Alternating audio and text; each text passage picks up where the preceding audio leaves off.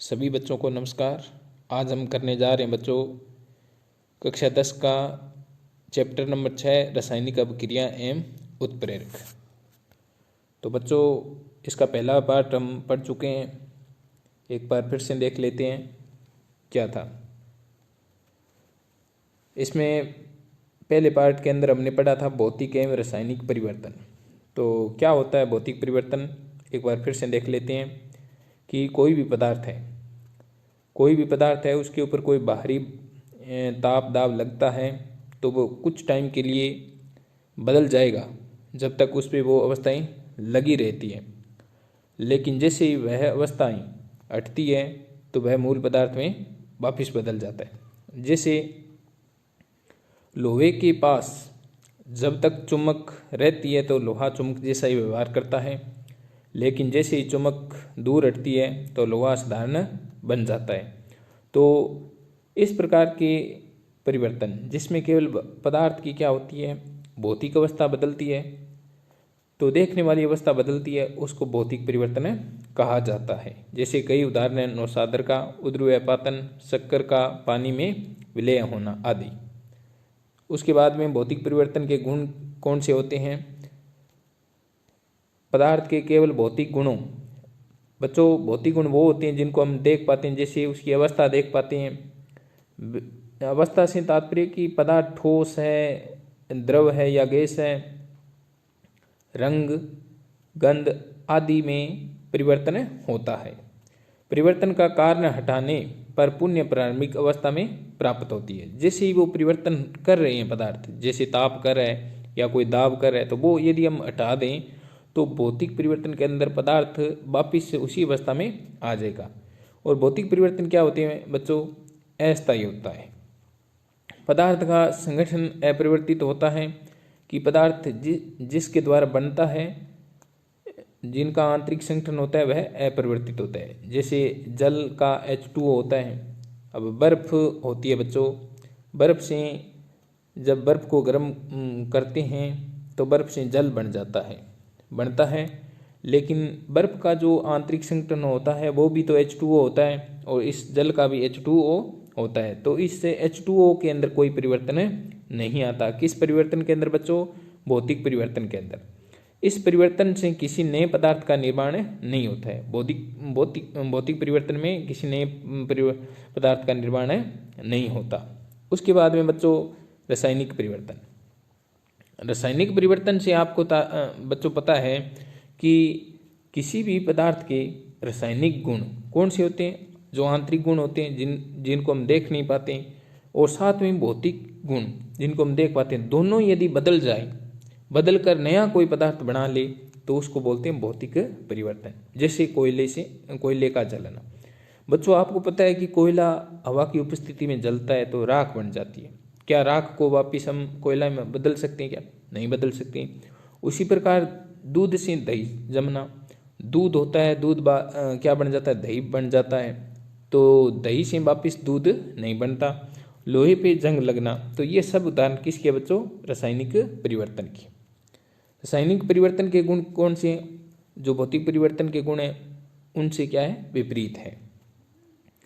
रासायनिक परिवर्तन के फल स्वरूप बनने वाला पदार्थ रासायनिक गुणों व संगठन में प्रारंभिक पदार्थ से क्या हो जाता है, बिल्कुल भिन्न हो जाता है। जैसे दूध का स्वाद अलग होता है और दही का स्वाद अलग होता है, क्योंकि इनकी आंतरिक संरचना होती है वो परिवर्तन से चेंज हो जाती है। यह परिवर्तन हमेशा क्या है, स्थायी होता है और इसमें नए पदार्थ का निर्माण नहीं होता है और पदार्थ अपनी पूर्व गुणों में को खो देता है, यानी प्रारंभिक अवस्था में नहीं आता है, चाहे उसकी बाहरी अवस्थाएं हटा दो। उसके बाद में हम बात करते हैं बच्चों रासायनिक समीकरण की। अब रासायनिक समीकरण क्या चीज़ होती है, तो रासायनिक समीकरण आपको पता है कि जो भी रासायनिक अभिक्रियाएं होती है, रासायनिक अभिक्रिया में क्या चीज़ भाग लेते हैं, परमाणु भाग लेते हैं। ठीक है बच्चों, यानी रासायनिक अभिक्रिया में परमाणु जो भाग लेते हैं उनको क्या है कि प्रतीक के रूप में लिखा जाता है, प्रतीक के रूप में लिखा जाता है। और जो परमाणु भाग ले रहे हैं उनकी संख्या भी साथ में लिखी जाती है। तो इसको क्या कहते हैं, रासायनिक समीकरण कहा जाता है। तो रासायनिक समीकरण का हम उदाहरण देखते हैं बच्चों। जैसे कार्बन भाग ले रहा है किस में, एक रासायनिक अभिक्रिया में, और ऑक्साइड भाग ले रहा है, और क्या बन रहा है, कार्बन डाइऑक्साइड बन रहा है। अब देखो कार्बन का प्रतीक क्या लिखेंगे हम, C लिखेंगे। ऑक्साइड का प्रतीक क्या होता है, O होता है। लेकिन अब इसका अणु सूत्र लिखेंगे, अणु की संख्या कितनी होती है ऑक्साइड में, 2 होती है। तो ये देखो जो भाग ले रहे हैं उनको क्या कहा जाता है बच्चों, अभिकारक या क्रियाकारक कहा जाता है, कि ये क्रिया करने वाले हैं। उसके बाद में तीर के इधर देखो बच्चों, तीर के इधर कार्बन डाइऑक्साइड एक उत्पाद बन रहा है। जो चीज़ बनती है उसको बोलते हैं उत्पाद या क्रियाफल, ठीक है ना।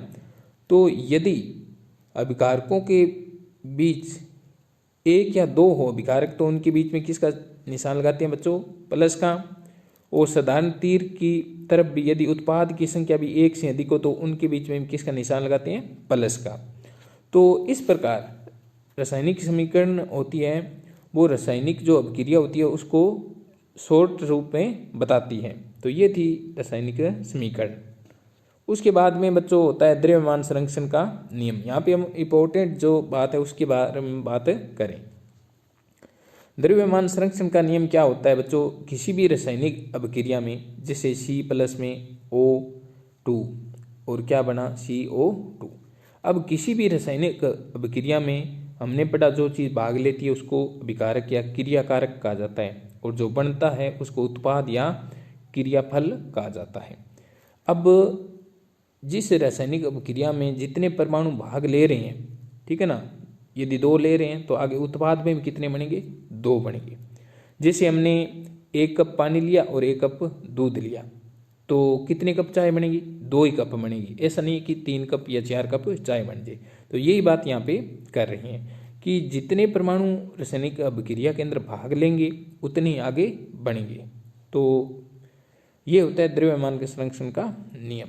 अब हम पढ़ते हैं बच्चों रासायनिक समीकरण की विशेषताएं। रासायनिक समीकरण क्यों लिखी जाती है या क्या चीज़ बताती है। देखो बच्चों, क्रियाकारक और उत्पाद के बारे में संपूर्ण जानकारी, जैसे मतलब क्रियाकारक में अणुओं की संख्या कितनी है, उत्पाद में अणुओं की संख्या कितनी है, कौन बताता है बच्चों, रासायनिक समीकरण बताती है। उसके बाद में द्रव्यमान, यानी जो अणु है दोनों तरफ, चाहे तो वो क्रियाकारक में चाहे क्रियाफल में, उनका द्रव्यमान भी किसके द्वारा पता चल सकता है, रासायनिक समीकरण के द्वारा पता चल सकता है। उसके बाद में बच्चों 2 नंबर हमारे पास पॉइंट है, पदार्थों की भौतिक अवस्था की जानकारी प्राप्त होती है। किसके द्वारा बच्चों, रासायनिक समीकरण के द्वारा। भौतिक अवस्थाएं कौन सी होती है बच्चों, 3 होती है पदार्थ की भौतिक अवस्थाएं। ठोस है तो उसके साथ S लगेगा क्योंकि सॉलिड होता है ठोस। यदि वो द्रव है, द्रव के साथ बच्चों क्या लगेगा, L लगेगा, लिक्विड। उसके बाद में यदि वो गैस है, गैस के साथ बच्चों क्या लगेगा, G लगेगा। तो भौतिक अवस्था के बारे में जानकारी कौन देता है, रासायनिक समीकरण देती है। रासायनिक 3 नंबर पॉइंट है बच्चों, रासायनिक अभिक्रिया के लिए आवश्यक परिस्थितियां क्या है, जैसे ताप, दाब, उत्प्रेरक, ये भी हमें किसके द्वारा पता चलता है, रासायनिक समीकरण के द्वारा पता चलता है। 4 नंबर बच्चों हमारे पास पॉइंट है, समीकरण अभिक्रिया की उत्क्रमणीयता की भी जानकारी देती है या देता है। जो रासायनिक समीकरण होती है वो अभिक्रिया होती है, जैसे उत्क्रमणीय है या अनुत्क्रमणीय, उनके बारे में क्या देती है, जानकारी देती है। उसके बाद में बच्चों आगे बढ़ते हैं हम। जो रासायनिक समीकरण है उसकी विशेषता भी बहुत है, लेकिन कुछ कमियां हैं। क्या कमी है, यह अभिक्रिया की पूर्णता की जानकारी नहीं देती, यानी अभिक्रिया कब पूर्ण होगी इसके बारे में कोई जानकारी नहीं बताती है।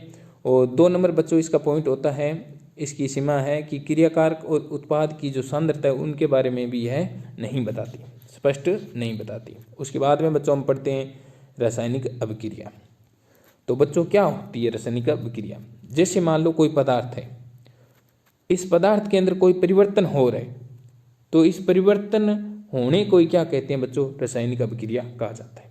आगे समझ में, किसको कहा जाता है, कोई पदार्थ है और पदार्थ में कौन सा परिवर्तन हो रहा है, रासायनिक परिवर्तन हो रहा है, उस रासायनिक परिवर्तन को क्या कहते हैं, रासायनिक अभिक्रिया कहा जाता है। अब इसमें रासायनिक परिवर्तन हो गया बच्चों, पता है कि रासायनिक परिवर्तन होता है तो पदार्थ की जो भौतिक अवस्थाएं होती है या रासायनिक अवस्थाएं होती है वो सभी की सभी क्या होती है, बदल जाती है। जैसे हम बात करते हैं दूध से दही बनता है बच्चों, तो दूध और दही दोनों की क्या है, सब कुछ अलग अलग होता है, अवस्थाएं अलग हैं, ठीक है ना। यानी अवस्था एक हो सकती है लेकिन क्या है, इनका जो स्वाद है वो अलग अलग हो गया, ठीक है ना, इनके गुण हैं वो अलग अलग हो गए। तो क्या हुआ बच्चों, इस प्रकार का परिवर्तन हो जिसमें क्या है कि पदार्थ जो पहले पदार्थ था और जो दूसरा बना दोनों क्या हो, भिन्न भिन्न हो, मूल पदार्थ से क्या हो, भिन्न हो। तो ऐसा परिवर्तन होना ही क्या कहलाता है, रासायनिक अभिक्रिया कहलाता है। जैसे हमारे पास उसके बाद में रासायनिक अभिक्रिया में अभी हमने पढ़ा द्रव्यमान संरक्षण का नियम और परमाणुओं की संख्या वाला नियम, कि जैसे मान लो 2Mg प्लस में O2, ये कोई रासायनिक अभिक्रिया है 2MgO। तो बच्चों जैसे इधर ये है अभिकारक या क्रिया कारक, मतलब क्रिया करने वाले 2Mg, मतलब यहाँ पे 2Mg का अर्थ है यहाँ पे Mg मैग्नीशियम के कितने अणु भाग ले रहे हैं, 2 परमाणु भाग ले रहे हैं। उसके बाद में ऑक्सीजन के कितने परमाणु भाग ले रहे हैं, 2। तो आगे मैग्नीशियम के भी कितने मरने चाहिए, 2, और ऑक्सीजन के भी कितने मरने चाहिए, 2।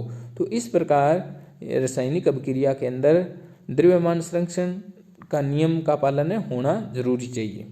यदि नहीं होता तो हम अनुमान विधि के द्वारा क्या करते हैं, सही करते हैं। तो अब देखो बच्चों, इसके बीच में योग हो रहा है, एक ये परमाणु हो गया, एक ये परमाणु हो गया, दोनों के बीच में क्या हो रहा है, दोनों पदार्थों के बीच साधारण योग हो रहा है। कुछ रासायनिक अभिक्रिया में बंध बनते हैं, कुछ टूटते हैं, कुछ अभिक्रियाएं चलती रहती है, कुछ रुक जाती है, कुछ तीव्र होती है, कुछ मंद होती है। इन गुणों के आधार पर जो रासायनिक अभिक्रिया होती है बच्चों वो कई प्रकार की होती है। देखते हैं कितने प्रकार की होती है। तो बच्चों देखो कि रासायनिक अभिक्रिया होती है वो कई प्रकार की होती है। सबसे पहले हम पढ़ते हैं संयोजन अभिक्रिया, इसको संयुग्मन अभिक्रिया भी कहा जाता है। क्या होती है संयुग्मन अभिक्रिया या संयोजन अभिक्रिया? इसमें बच्चों क्या होता है, जैसे मान लो A प्लस B, ये क्या है, कोई दो पदार्थ है, A प्लस में B कोई पदार्थ है, ये क्या करते हैं, A और B मिलकर एक पदार्थ का ही निर्माण करते हैं। दो पदार्थ होते हैं आपस में क्रिया करके और एक पदार्थ का क्या करते हैं, निर्माण करते हैं। यानी ये क्या हो रहा है, इनके बीच में योग हो रहा है, इनके बीच में क्या हो रहा है, योग हो रहा है। इनको संयुग्मन, युग्मन का अर्थ है योग, इनके बीच में क्या हो रहा है, साधारण योग हो रहा है। योग होकर एक उत्पाद का निर्माण होता है। अभिकारकों के बीच इसमें क्या है, नए बंध बन रहे हैं, नए बंध बनने से इसमें क्या हो रहा है, उत्पाद का निर्माण हो रहा है। दो अभिकारकों के बीच योग होता है, साधारण योग होता है, इसलिए इसको योगात्मक अभिक्रिया या योगशील अभिक्रिया भी कहा जाता है। जैसे बच्चों देखो कोयले का दहन, इसका उदाहरण है, जैसे कार्बन और ऑक्सीजन दोनों का क्या हो रहा है, योग हो रहा है, योग से एक उत्पाद बन रहा है, ठीक है ना।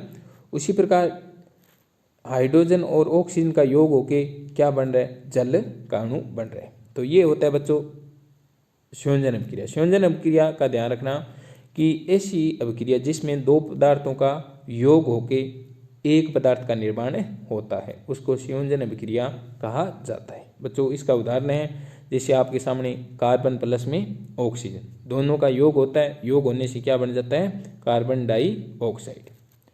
उसके बाद में बच्चों हम बात करते हैं विस्थापन अभिक्रिया। विस्थापन अभिक्रिया के अंदर बच्चों क्या होता है, जैसे A और B, ये तो है कोई दो पदार्थ, A और B पदार्थ है, प्लस में ये तीसरा पदार्थ है C, ठीक है ना। A B कोई दो पदार्थ हैं और ये तीसरा पदार्थ है C। इनमें से एक जो कम क्रियाशील है उसको ये अधिक क्रियाशील वाला क्या कर देगा, विस्थापित कर देगा, ठीक है ना। एक अभिकारक के जो परमाणु समूह है, ये तो एक अभिकारक के परमाणु समूह है और ये दूसरे अभिकारक का परमाणु है, ये अधिक क्रियाशील होगा तो इन कम क्रियाशील वालों को क्या कर देगा, विस्थापित कर देगा, अपने से कम ताकत वाले को क्या कर देगा, दूर कर देगा। और उसकी जगह खुद आ जाएगा। तो खुद आने पर जो अभिक्रिया बनती है उसको बोलते हैं विस्थापन अभिक्रिया। अब जैसे ये बी कमज़ोर है तो बी कमज़ोर है तो बी को तो बाहर फेंक देगा और खुद बना लेगा AC प्लस में बी।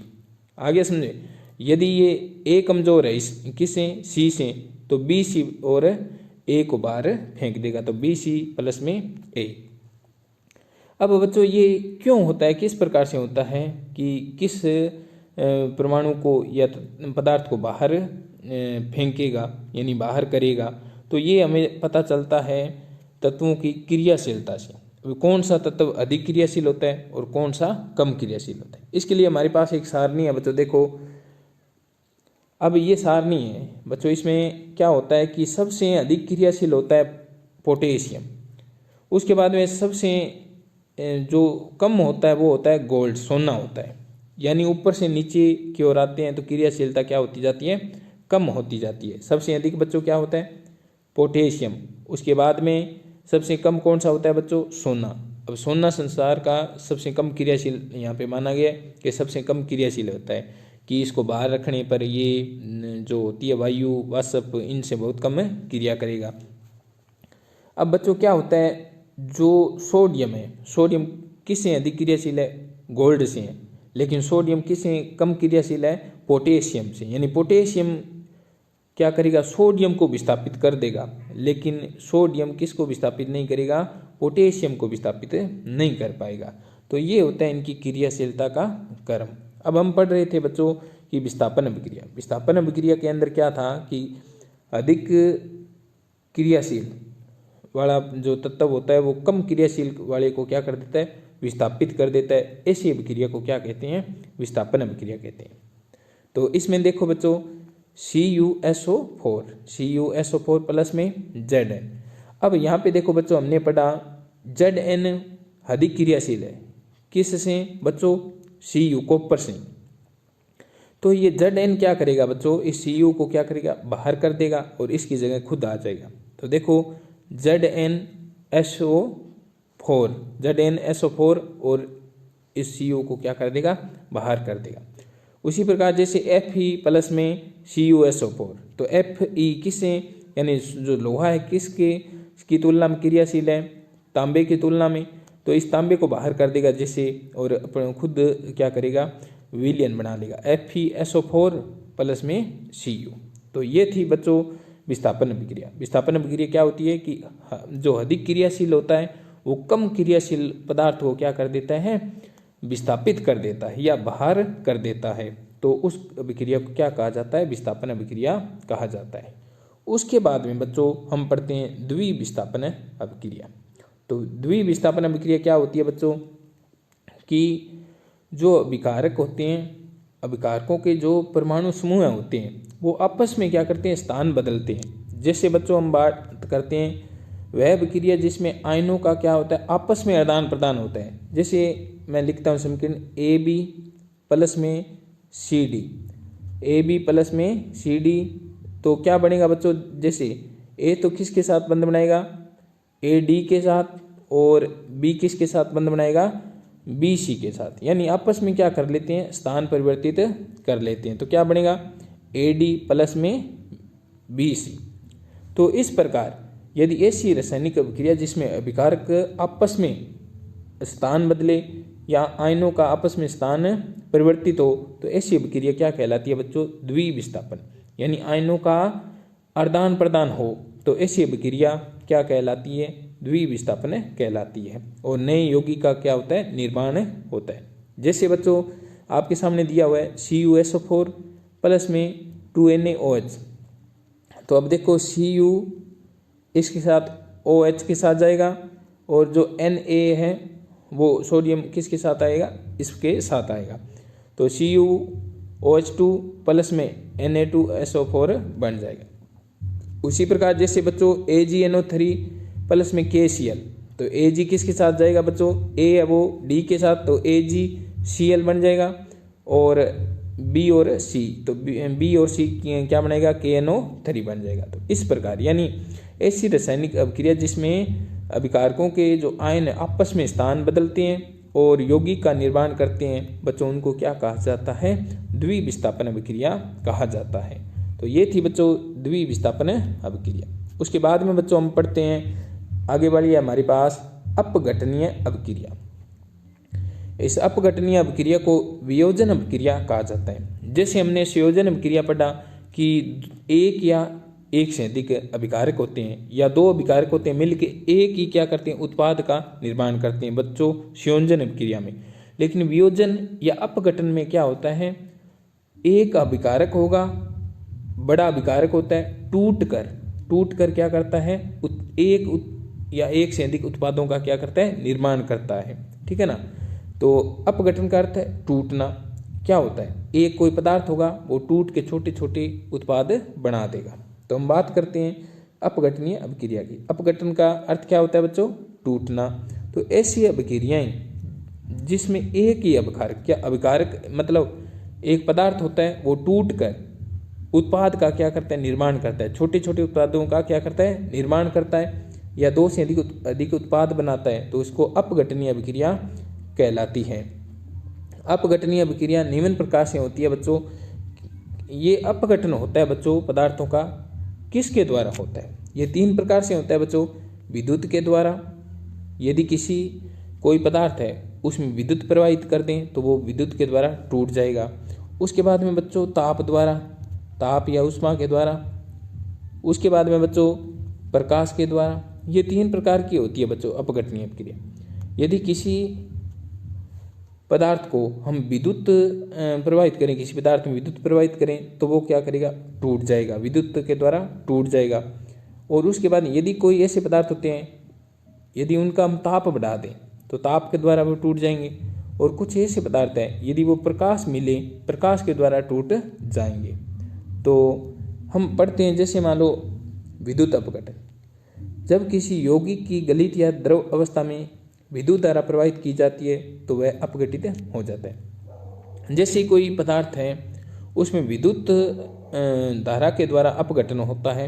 जैसे ये जल है, H2 है, विद्युत धारा प्रवाहित करने पर एक तो हाइड्रोजन गैस बन रही है, एक ऑक्सीजन गैस बन रही है, यानी जल का अपघटन हो जाता है। किसके द्वारा? विद्युत के द्वारा। उसके बाद उसमें अपघटन मतलब ताप के द्वारा। यदि किसी पदार्थ का ताप के द्वारा क्या हो? अपघटन हो, तो उसको ताप या अपघटन कहा जाता है। जैसे मान लो हमारे पास है CaCO3, ये क्या है? हमारे पास है। अब इसको हम गर्म करते हैं। यदि हम इसको गर्म करें तो गर्म करने के बाद ये टूट जाएगा। ठीक है ना। टूटने, कैल्शियम जो कार्बोनेट है वो कैल्शियम ऑक्साइड प्लस में कार्बन डाइऑक्साइड बना देगा। ठीक है ना। उसके बाद में हमारे पास है बच्चों प्रकाश अपघटन। तीन प्रकार की होती है ये बच्चों, एक तो उष्मा के द्वारा, एक विद्युत के द्वारा, एक प्रकाश के द्वारा। यदि कोई यौगिक या पदार्थ प्रकाश की उपस्थिति के कारण टूटता है तो उसको प्रकाश की अपघटन कहा जाता है। जैसे मान लो 2HBr, ये प्रकाश की उपस्थिति में टूट जाएगा और क्या बनाएगा बच्चों? हाइड्रोजन प्लस में ब्रोमीन गैस बनाएगा। तो इस प्रकार होता है अपघटन। यानी अपघटन का अर्थ बच्चों क्या होता है? टूटना। यदि कोई पदार्थ है वो टूट जाए, किसके द्वारा टूटे? या तो विद्युत के द्वारा, या तापमान के द्वारा, या प्रकाश के द्वारा, तो उसको विद्युत अपघटनीय, उष्मीय अपघटन या प्रकाशीय अपघटन कहा जाता है। तो ये थी अपघटनीय अभिक्रिया। उसके बाद में हम बच्चों पढ़ते हैं मंद अभिक्रिया और तीव्र अभिक्रिया। मंद अभिक्रिया से तात्पर्य होता है बच्चों ऐसी अभिक्रिया जिनको पूर्ण होने में क्या लगता है? बहुत ही समय लगता है। साल भी लग सकते हैं, 2 साल लग सकते हैं, वर्ष भी लग सकते हैं। ठीक है ना। तो ऐसी अभिक्रिया जिनको पूरा होने में बहुत समय लगता है उसको क्या बोलते हैं? मंद अभिक्रिया कहा जाता है। और मंद अभिक्रिया जैसे मान लो लोहा होता है बच्चों, आपके पास लोहा है, आप उसको बाहर छोड़ दो, बाहर छोड़ने पर वो क्या करेगा? ऐसा होगा क्या तुरंत ही आपने लोहा छोड़ा तुरंत ही वो क्या होगा? उस पर जंग लग जाएगा? नहीं ना। उसको छोड़ दो बाहर, फिर 10-15 दिन जब वो बाहर पड़ा रहेगा ना, उसको मिलेगी वाष्प, मिलेगी जल वाष्प मिलेगी, वायु वो संपर्क करेगी, तब वो धीरे धीरे क्या करने लगेगा? सड़ने लगेगा। तो ऐसी अभिक्रिया क्या कहलाती है बच्चों? मंद अभिक्रिया कहलाती है। तीव्र अभिक्रिया बच्चों कौन सी होती है? कि ऐसी अभिक्रिया जैसे ही पदार्थ पास पास आते हैं, कोई भी पदार्थ, दो पदार्थ पास आते हैं, पास आने पर तुरंत ही क्या होती है, उनके बीच में अभिक्रिया होती है, तो नया पदार्थ बन जाता है। तो ऐसी अभिक्रियाएं जिनमें अभिकारकों को मिलाने पर, यानी अभिकारक होते हैं बिल्कुल जब जैसे ही पास आते हैं ना, तो वे क्या होते हैं, शीघ्र उत्पाद में बदल जाते हैं, तो इन्हें तीव्र अभिक्रियाएं कहते हैं। जैसे मान लो NaOH प्लस में HCl, तो क्या बन जाएगा बच्चों, NaCl प्लस में H2O, यानी नमक और जल तुरंत बन जाएगा। ये थी बच्चों मंद अभिक्रिया और तीव्र अभिक्रिया। मंद अभिक्रिया बच्चों ऐसी अभिक्रिया जो पूरी होने में क्या लगे, उसको टाइम लगे, समय लगे, उसको मंद। और तीव्र अभिक्रिया ऐसी अभिक्रिया जिसको पूर्ण होने में तुरंत समय न लगे, यानी पूर्ण होने में कोई समय न लगे, उसको तीव्र अभिक्रिया कहा जाता है। उसके बाद में हम बच्चों पढ़ते हैं उत्क्रमणीय एवं अनुत्क्रमणीय। तो बच्चों आपको लगभग तो पता ही है कि अनुत्क्रमणीय क्या चीज़ होती है। तो अनुत्क्रमणीय कुछ बच्चों ऐसी होती है, जैसे मान लो हम पढ़ते हैं कि ये कोयले को वायु में जलाने पर कार्बन डाइऑक्साइड बनती है। तो जो अनुत्क्रमणीय अभिक्रियाएं होती है वो रासायनिक परिवर्तन होता है एक प्रकार से। जैसे मान लो कोई पदार्थ है, कोई दो पदार्थ है, आपस में क्रिया करते हैं, क्रिया करके यदि एक पदार्थ का निर्माण कर दिया तो कर ही दिया, वो पदार्थ जो बना है वो वापिस क्या है, अभिकारक में नहीं बदलेगा। जैसे मान लो बच्चों ये कार्बन है, ये कार्बन था, ऑक्सीजन की उपस्थिति में क्या हुआ, जलने लगा। कोयला था, ऑक्सीजन की उपस्थिति में जलने लगा। जल के बच्चों इसने क्या बनाया, धुआं या राख बनाई। क्या वो राख वापिस किस में बदल सकती है, कोयले में बदल सकती है? तो नहीं बदल सकती ना। तो ऐसी अभिक्रिया जिसमें अभिकारक क्या है, क्रिया करके उत्पाद बनाए, लेकिन वापिस जो उत्पाद बनाए वो किस में न बदले, अभिकारक में न बदले, तो ऐसी अभिक्रिया क्या कहलाती है बच्चों, अनुत्क्रमणीय अभिक्रिया कहलाती है। तो आगे समझे बच्चों कि अभिकारक क्रिया करके उत्पाद तो बनाए, लेकिन उत्पाद क्रिया करके वापिस क्या न बनाए बच्चों, क्रियाकारक न बनाए, तो ऐसी अभिक्रिया अनुत्क्रमणीय अभिक्रिया होती है। और ऐसी अभिक्रियाओं के बीच में बच्चों सीधा ही तीर का निशान लगाया जाता है, साधारण तीर का निशान लगाया जाता है। तो ये बच्चों थी अनुत्क्रमणीय अभिक्रिया। उसके बाद में बच्चों हम पढ़ते हैं उत्क्रमणीय अभिक्रिया। उत्क्रमणीय अभिक्रिया से तात्पर्य बच्चों ऐसी अभिक्रिया, पहले तो अभिकारक आपस में क्रिया करेंगे, क्रिया करके बच्चों क्या बनाएंगे, उत्पाद बनाएंगे। उत्पाद जो है वापिस क्या बदलेगा, वापिस अभिकारक में बदल जाएगा, ठीक है ना बच्चों। देखो पहले तो A+B क्रिया करके बच्चों क्या बनाएगा, AB कोई उत्पाद बनाएगा। फिर ये AB वापिस क्रिया करके फिर A+B बना देगा। तो पहले अभिकारक किस में बदलते हैं, उत्क्रमणीय अभिक्रिया में, उत्पाद में। फिर उत्पाद वापिस किस में बदल जाते हैं बच्चों, अभिकारक में बदल जाते हैं। तो ऐसी अभिक्रिया, ठीक है ना, ऐसी अभिक्रिया को क्या कहते हैं बच्चों, उत्क्रमणीय अभिक्रिया कहा जाता है। जैसे बच्चों अभी देखते हैं हम, मान लो जैसे हमारे पास है बर्फ है बच्चों। बर्फ को जैसे ताप मिलता है, ताप मिलने पर वो क्या हो जाती है, द्रव में बदल जाती है। लेकिन जैसे ही इस द्रव को वापिस ताप मिलता है, ठंडे होने का ताप मिलता है, तो ये वापिस किस में बदल जाएगी, बर्फ में बदल जाएगी। तो यानी ये अभिकारक होती है बर्फ, ये अभिकारक थी, अभिकारक से क्या बना था बच्चों, उत्पाद बना था, यानी द्रव वाला उत्पाद बना। फिर जैसे ही वो परिस्थिति चेंज हुई तो ये जो उत्पाद था वापिस किस में बदल गया, उसी अभिकारक में बदल गया। तो ऐसी अभिक्रिया क्या होती है, दोनों दिशाओं में चलती है। अब ये यदि बच्चों जैसे मान लो बर्फ से क्या बने, यदि बर्फ से बच्चों जब द्रव बने तो उसको बोलते हैं अगर अभिक्रिया। यदि द्रव से वापिस क्या बने, बर्फ बने, तो इसको बोलते हैं बच्चों प्रतीप अभिक्रिया बोलते हैं। ये थी बच्चों उत्क्रमणीय अभिक्रिया। उसके बाद में बच्चों हम पढ़ते हैं ऊष्माक्षेपी और ऊष्माशोषी अभिक्रिया। ऊष्माक्षेपी अभिक्रिया कौन सी होती है बच्चों, देखते हैं। ऐसी अभिक्रिया जिसमें ऊष्मा का क्या हो, उत्सर्जन हो, यानी बाहर निकलती है। यानी ऐसी अभिक्रिया होती है जिनमें ऊष्मा बहुत ज़्यादा होती है और ऊष्मा बाहर निकलती है, उनको ऊष्माक्षेपी अभिक्रिया कहा जाता है। जैसे बच्चों यानी 2H2 प्लस में O2, दोनों मिलकर किसका निर्माण कर रहे हैं बच्चों, जल का निर्माण करें। उसके बाद में C प्लस में O2, CO2 क्या बन रहा है, CO2, ठीक है ना। तो ऐसी विक्रिया जिसमें ऊष्मा का क्या होता है बच्चों, उत्सर्जन होता है, उसको क्या बोलते हैं, ऊष्मा सेपी विक्रिया बोलते हैं। उसके बाद में बच्चों हमारे पास है ऊष्मा शोषी। ऊष्मा शोषी विक्रिया से तात्पर्य जिसमें ऊष्मा क्या हो, अवशोषण हो, ऊष्मा का क्या हो बच्चों, अवशोषण हो, उसको ऊष्मा शोषी कहा जाता है। जैसे हमारे पास बच्चों है N2 प्लस में O2, तो इसमें नाइट्रोजन के साथ क्या मिल रही है, ऑक्सीजन मिल रही है, यानी ऊष्मा उसमें आ रही है। तो ये हमारे पास हो गया। उसके बाद में बच्चों है हमारे पास ऑक्सीकरण तथा अपचयन विक्रिया, ऑक्सीकरण और अपचयन। तो सबसे पहले हम पढ़ते हैं बच्चों ऑक्सीकरण विक्रिया, बहुत ही सिंपल है, घबराने की कोई दिक्कत नहीं है। तो देखो ऑक्सीकरण क्या होती है।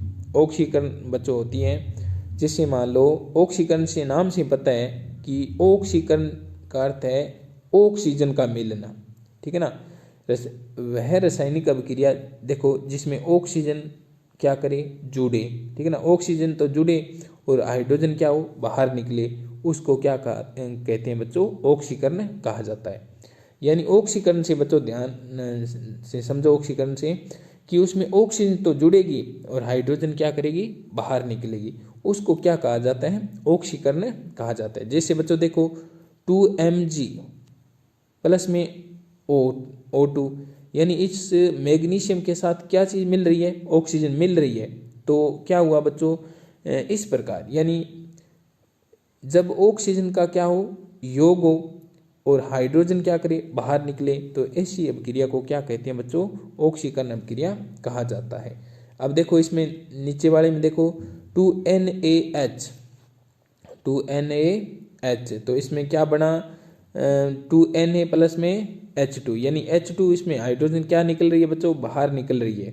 तो आप ये ध्यान रखना कि इसमें ऑक्सीजन तो जुड़ती है और हाइड्रोजन बच्चों क्या होती है, बाहर निकलती है। जब ऑक्सीजन जुड़े और हाइड्रोजन बाहर निकले तो उसको बच्चों क्या कहते हैं, ऑक्सीकरण कहा जाता है। उसके बाद में इसे बच्चों ऑक्सीकरण को उपचयन अभिक्रिया भी कहते हैं, ऑक्सीकरण अभिक्रिया को उपचयन अभिक्रिया भी कहा जाता है। उसके बाद में बच्चों हम पढ़ते हैं अपचयन अभिक्रिया। अपचयन अभिक्रिया बच्चों ऑक्सीकरण जो अभिक्रिया होती है उसकी बिल्कुल विपरीत होती है। जैसे हमने पढ़ा कि उसमें ऑक्सीजन का क्या हो रहा था, योग हो रहा था और हाइड्रोजन क्या हो रही थी बच्चों, बाहर जा रही थी। इसमें बच्चों उल्टा होगा, क्या होगा बच्चों, इसमें हाइड्रोजन तो अंदर आएगी और ऑक्सीजन क्या करेगी, बाहर निकलेगी। तो देखो वह रासायनिक अभिक्रिया जिसमें हाइड्रोजन तो अंदर आती हो और ऑक्सीजन क्या हो, बाहर जाती हो, उसको अपचयन अभिक्रिया कहते हैं। बिल्कुल क्या है बच्चों, उल्टा है उसका। जैसे इसमें देखो 2FeCl3 प्लस में H2, यानी हाइड्रोजन का इसमें क्या होगा, योग होगा, 2FeCl2 प्लस में 2HCl, तो इसमें क्या हो गया बच्चों, योग हुआ। उसी प्रकार 2H2 प्लस में O2, तो क्या बना बच्चों, 2H2O, यानी इसमें ऑक्सीजन क्या हो रही है, बाहर निकल रही है। ऑक्सीजन तो बाहर जा रही है और हाइड्रोजन क्या हो रही है, अंदर आ रही है। तो इस प्रकार ऑक्सीकरण क्या होता है बच्चों, ऑक्सीजन का जुड़ना, और अपचयन क्या होता है, ऑक्सीजन का बाहर निकलना, ठीक है ना। ये होता है बच्चों ऑक्सीकरण और अपचयन। अब बच्चों हम पढ़ते हैं रेडॉक्स अभिक्रिया, या रेडॉक्स अभिक्रिया क्या होती है। रेडॉक्स अभिक्रिया होती है बच्चों कि जिसमें अपचयन और ऑक्सीकरण दोनों अभिक्रिया साथ साथ चले। रेडॉक्स अभिक्रिया बच्चों क्या होती है, जिसमें ऑक्सीकरण और अपचयन दोनों अभिक्रिया क्या होती है, साथ साथ चले। तो ऐसी अभिक्रिया को क्या कहते हैं, रेडॉक्स अभिक्रिया कहा जाता है। रेडॉक्स अभिक्रिया से क्या तात्पर्य होता है बच्चों, कि ऑक्सीकरण और अपचयन अभिक्रिया दोनों साथ साथ चले। जैसे बच्चों ZNO प्लस में C, तो क्या बना बच्चों, ZN प्लस में CO, तो इसमें ऑक्सीजन क्या हो रही है, एक में तो क्या हो रहा है, संयोग हो रहा है, एक में क्या हो रहा है, अंदर आ रहा है। तो इस प्रकार क्या होता है कि ऑक्सीकरण और अपचयन दोनों साथ साथ में हो रहे हैं। इसमें देखो सी के साथ ऑक्सीजन जुड़ा है तो ऑक्सीकरण, और ZnO ओ से ऑक्सीजन बाहर जा रही है तो ये क्या हो गया, अपचयन हो गया। तो इस प्रकार बच्चों होता है ऑक्सीकरण और अपचयन, जिसमें दोनों साथ साथ चलते वो कौन सी अभिक्रिया होती है, रेडॉक्स अभिक्रिया कहते हैं। उसके बाद में बच्चों हम पढ़ते हैं उदासीनीकरण अभिक्रिया। उदासीनीकरण अभिक्रिया क्या होती है, वह अभिक्रिया जिसमें अम्ल और क्षार क्रिया करके लवण और जल बनाते हैं। उदासीनीकरण अभिक्रिया से तात्पर्य क्या होता है बच्चों, कि लवण वह अभिक्रिया जिसमें अम्ल और क्षार आपस में क्या करते हैं बच्चों, क्रिया करते हैं, और क्रिया कर क्या बना देते हैं बच्चों, लवण और जल बना देते हैं। यानी अम्ल और क्षार क्रिया करके लवण और जल बनाते हैं तो उसको उदासीनीकरण अभिक्रिया कहते हैं। जैसे मान लो बच्चों हमारे पास अम्ल और क्षार है, आपस में क्रिया कर क्या बने, लवण और जल। जैसे अम्ल है हमारे पास HCl और क्षार क्या है NaOH।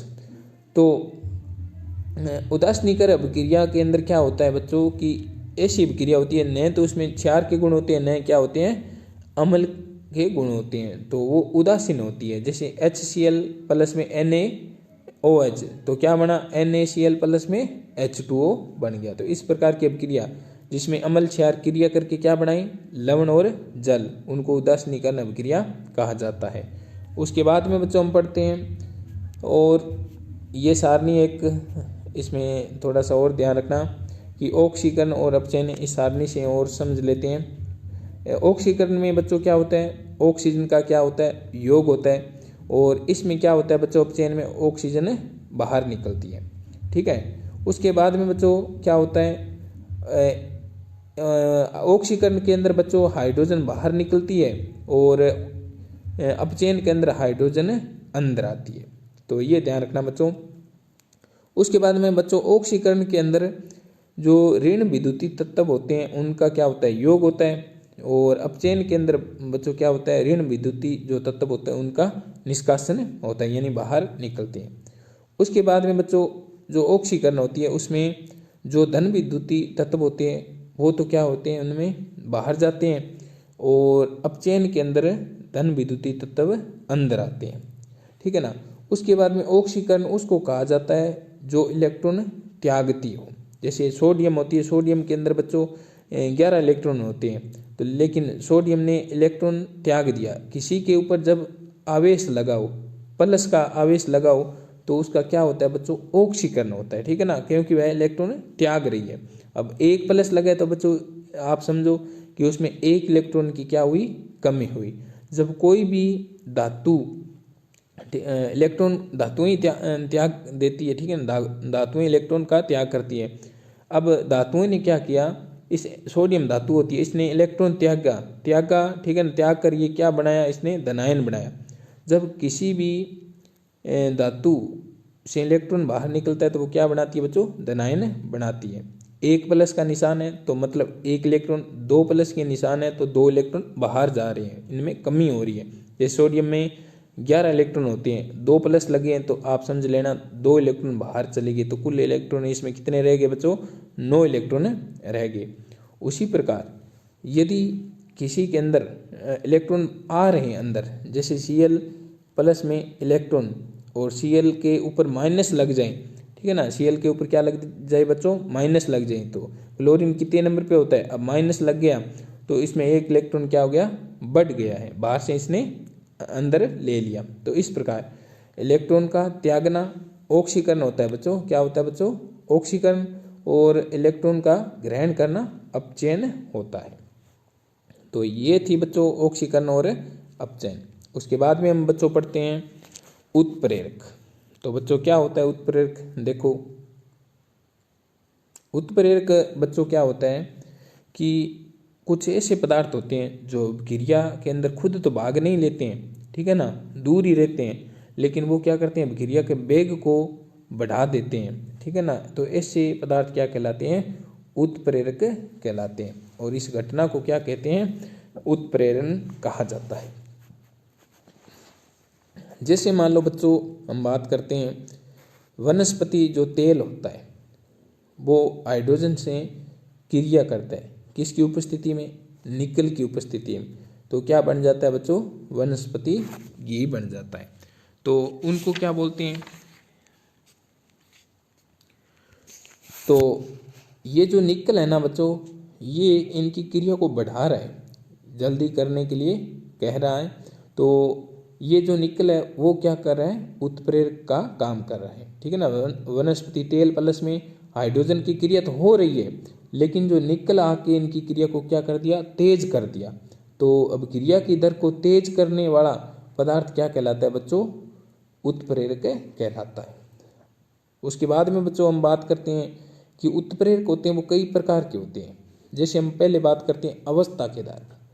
अवस्था के आधार पर उत्प्रेरक बच्चों दो प्रकार के होते हैं। एक तो है समागी उत्प्रेरक। समागी का अर्थ, उत्प्रेरक का अर्थ क्या होता है बच्चों, कि जैसे मान लो ये हैं आपके सामने सल्फर डाइऑक्साइड, और ये है ऑक्सीजन, और ये आपके सामने क्या बना, सल्फर ट्राइऑक्साइड। तो बच्चों समागी से तात्पर्य है कि ये तीनों अवस्थाएं, जब आपके पास अभिकारक भी, अवस्था से तात्पर्य बच्चों ठोस या द्रव या गैस।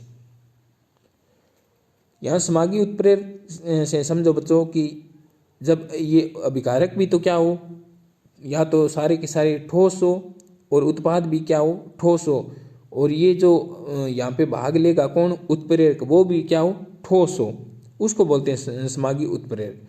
या जैसे मान लो बच्चों हम बात करते हैं कि ये क्या है, गैस है, सल्फर डाइऑक्साइड ये भी गैस है, ऑक्सीजन भी गैस है, और ये बच्चों क्या है, ये सल्फर ट्राइऑक्साइड ये भी गैस है। जब जो उत्प्रेरक होगा, जैसे इसमें NO उत्प्रेरक भाग ले रहा है, NO उत्प्रेरक भाग ले, वो भी क्या है, गैस है। जब सारे के सारे क्या हो, एक जैसे अवस्था में हो, तो उसको बच्चों क्या बोलते हैं, समागी उत्प्रेरक कहा जाता है। तो समझ में आ गया होगा बच्चों कि क्या होता है, यानी एक जैसी अवस्था, अभिकारक भी गैस हो, उत्प्रेरक भी गैस हो, और उत्पाद भी गैस हो, ठीक है ना। तो सारे के सारे एक जैसी अवस्था में हो, वो कौन सा उत्प्रेरक होगा बच्चों, समागी उत्प्रेरक होगा। उसके बाद में बच्चों होता है विषमागी उत्प्रेरक, यानी उसमें देखो अवस्थाएं क्या है, अलग अलग। जैसे मान लो ये नाइट्रोजन है बच्चों, ये हाइड्रोजन, ये तो दोनों गैस होगी, ठीक है ना, और ये भी गैस है, ठीक है ना। तो ये या तो निकल की उपस्थिति में या फेर्स की उपस्थिति में, देखो निकल भी धातु होती है, ठोस होती है, और लोहा भी क्या होता है, ठोस होता है। तो देखो ये तो गैस से थी, ये गैस थी, और ये भी गैस थी, ठीक है ना। अभिकारक और उत्पाद दोनों गैस है, लेकिन जो उत्प्रेरक है वो क्या है बच्चों, ठोस है। तो उत्प्रेरक जब अलग हो और अभिकारक व उत्पाद की भौतिक अवस्थाएं अलग हो, तो वो कौन सा उत्प्रेरक कहलाता है बच्चों, विषमागी उत्प्रेरक कहलाता है। उसके बाद में बच्चों होता है क्रिया के आधार पर, मतलब क्रिया का मतलब कैसा काम करता है उत्प्रेरक। कुछ उत्प्रेरक ऐसे होते हैं बच्चों कि वेग को बढ़ा देते हैं, कुछ कम कर देते हैं, ठीक है ना, कुछ स्वतः उत्प्रेरित होते हैं। तो इस प्रकार के आधार पर, इस आधार पर उत्प्रेरक तीन प्रकार के होते हैं बच्चों। एक तो होता है धनात्मक उत्प्रेरक। धनात्मक से तात्पर्य बच्चों रासायनिक अभिक्रिया के वेग को बढ़ा देते हैं, ठीक है ना।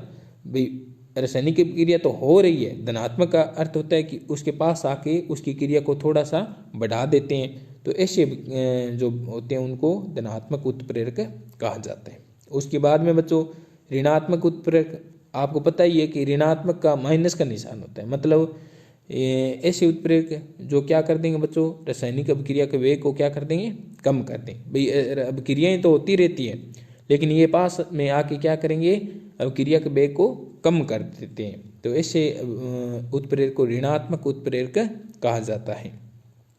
उसके बाद में बच्चों होता है स्वतः उत्प्रेरक, यानी इसमें स्वतः उत्प्रेरक ये होता है बच्चों कि जो रासायनिक अभिक्रिया होती है जिसमें अभिकारकों से क्या बनता है बच्चों, उत्पाद बनता है, वह उत्पाद ही क्या करता है, उत्प्रेरक का काम करता है। एक बार फिर से समझो बच्चों कि रासायनिक अभिक्रिया होती है, उसमें क्या चीज़ भाग लेते हैं, अभिकारक। अभिकारक से बच्चों क्या बनता है, उत्पाद। जो उत्पाद बनता है वही किसका काम करता है बच्चों, उत्प्रेरक का काम करे, तो वह क्या कहलाती है बच्चों, स्वतः उत्प्रेरक कहलाता है। ये था बच्चों क्रिया के आधार पर। उसके बाद में क्रिया के आधार पर एक दूसरा है जैव उत्प्रेरक। जैव उत्प्रेरक से तात्पर्य है जैसे बच्चों की जैव रासायनिक जो भी अभिक्रिया होती है उनकी गति को बढ़ा देते हैं तो उनको जैव उत्प्रेरक कहते हैं। जैव उत्प्रेरक होते हैं बच्चों उनको एंजाइम भी कहा जाता है। जैसे हमारे पाचन की क्रियाएं होती है वो जैव उत्प्रेरक होती है। जैसे माल्टोज, तो माल्टोज को जैव उत्प्रेरक किस में बदल देगा, ग्लूकोज में बदल देगा। तो जैव उत्प्रेरक कौन सी होती है, जो जैव रासायनिक जो जीवों के अंदर काम आती है। जो जैव रासायनिक क्रिया जो जीवों के अंदर होती है उनके अंदर जो उत्प्रेरक काम होते हैं उनको जैव उत्प्रेरक कहा जाता है। तो ये थी बच्चों आपके सामने उत्प्रेरक। अब होती है बच्चों जो उत्प्रेरक की क्रियाशीलता होती है, उत्प्रेरक की क्रियाशीलता को प्रभावित करने वाले कारक देखते हैं कौन कौन से हैं बच्चों। उत्प्रेरक की क्रियाशीलता को प्रभावित करने वाले दो कारक होते हैं बच्चों। एक तो होता है उत्प्रेरक वर्धक और एक होता है विष। वर्धक से तात्पर्य वृद्धि करना यानी क्रियाशीलता को बढ़ाना, यानी वे पदार्थ जो उत्प्रेरक के साथ मिलकर उसकी क्रियाशीलता को बढ़ा दें। यानी बच्चों समझो कि उत्प्रेरक काम तो कर रहा है लेकिन उत्प्रेरक के साथ आकर उत्प्रेरक को और क्रियाशील बना देते हैं, उसको क्या कहा जाता है बच्चों, यानी उत्प्रेरक वर्धक कहा जाता है। जैसे यहाँ पे उदाहरण है बच्चों, क्या दिया हुआ है, N2+ में 3H2 क्या बना 2NH3। जैसे ये फेरस क्या था, फेरस आयरन क्या था, उत्प्रेरक था, लेकिन जो मोलिब्डेनम है, मोलिब्डेनम इसके साथ में आके इसकी क्रियाशीलता को और बढ़ा दिया, तो ये और बढ़ाने के बाद ये अभिक्रिया और जल्दी पूर्ण होगी।